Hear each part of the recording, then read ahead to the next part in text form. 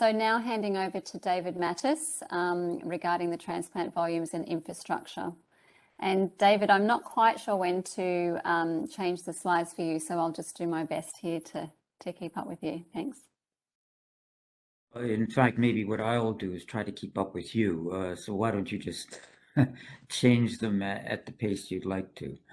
When David Kilgore and I did our report in 2006, we were basically relying on transplant volumes that were provided by the government of China. And we didn't do our own investigation into transplant volumes. But even the transplant volumes the government of China provided raised questions because they said the volumes were very large, but there was no obvious explanation for the sources.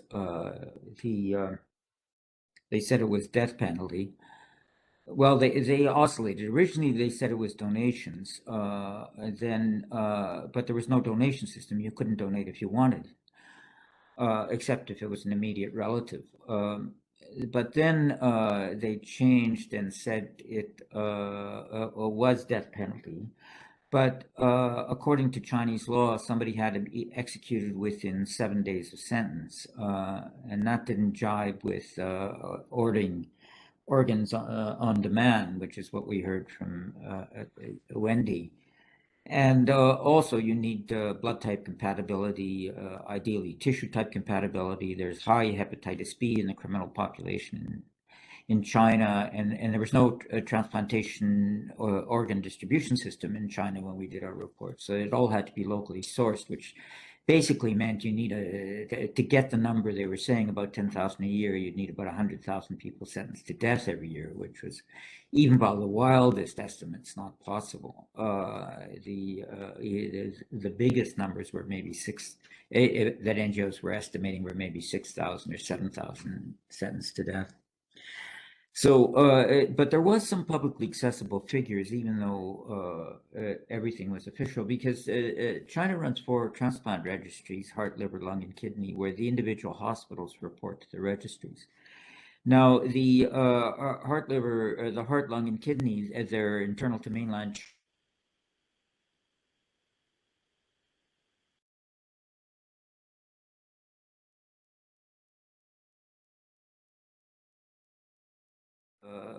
as soon as well, not immediately, but like about a year after the Falun Gong persecutions and the repression started, the liver volumes went way up, and the others were, at least according to the Chinese government, commensurate, although we didn't get the accurate data we got from the liver transplant registry.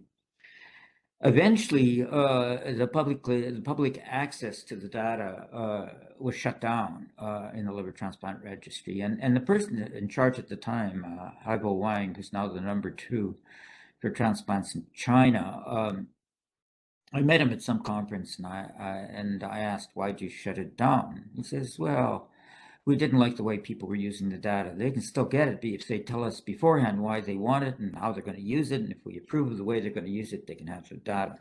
So that really wasn't much of an answer. So what we were left with was just the official Chinese figures, which was 10,000 a year after year, and round numbers without sourcing. And occasionally they would attend a conference where somebody, Wang Jiefu or somebody else would give more detailed figures, but there was no verifiability.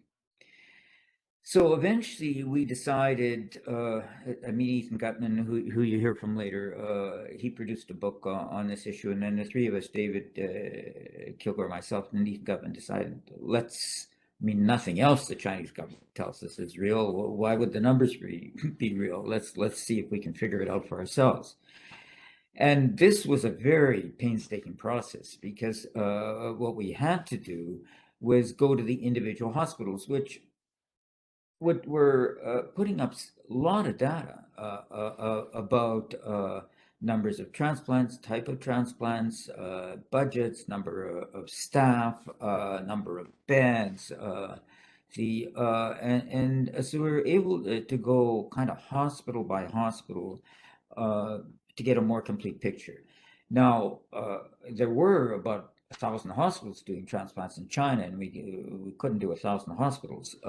But what happened at some point after our report came out is the government began a registration system. You could be registered to do transplants or not. And lots of hospitals applied. Initially, 169 were approved, and so they were kind of public.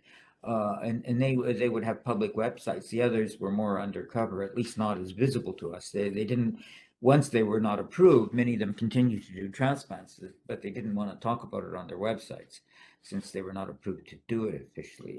So we basically focused on the 169, and we could see what their volumes were. And it took us just a few hospitals to see that the volumes were way above 10,000.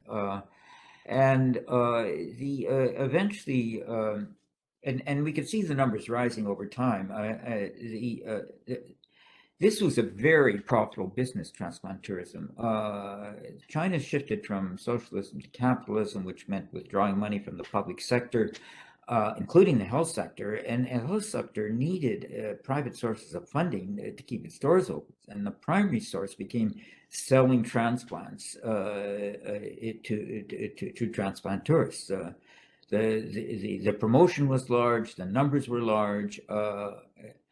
Another thing we looked at is rejection drugs, the sales of that.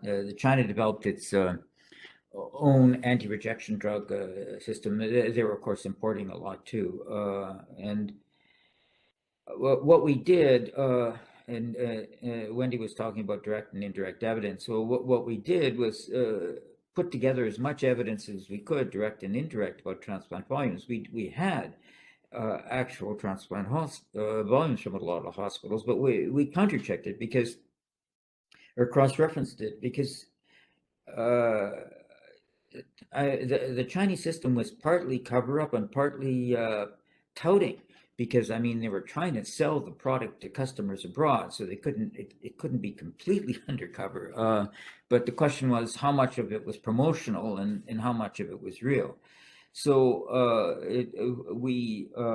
we're checking what they said was volumes against what they said was bed counts, what they said was staff, and you could see, I mean, these huge complexes, new, recently built, focusing on transplants, which meant that from their point of view, they had an inexhaustible supply of organs.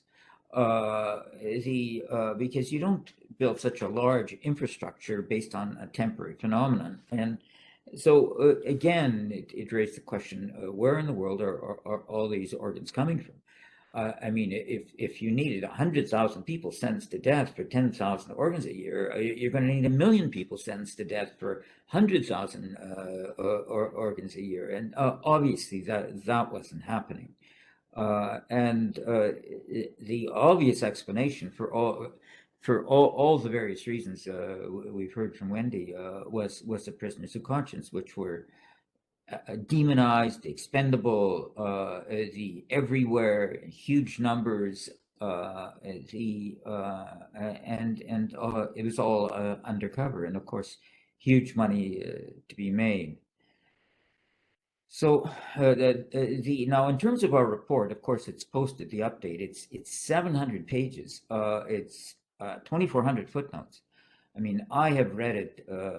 Well, I of course contributed to writing it, so I have read it several times. But I don't necessarily, even though I've done that, and it's got a lot of valuable data, I don't feel that every one of you has to do that. But I think you'd get an idea of what's going on by just going through a few of the hospitals out of the many that we went through to see the kind of analysis we went through to get the figures that we did.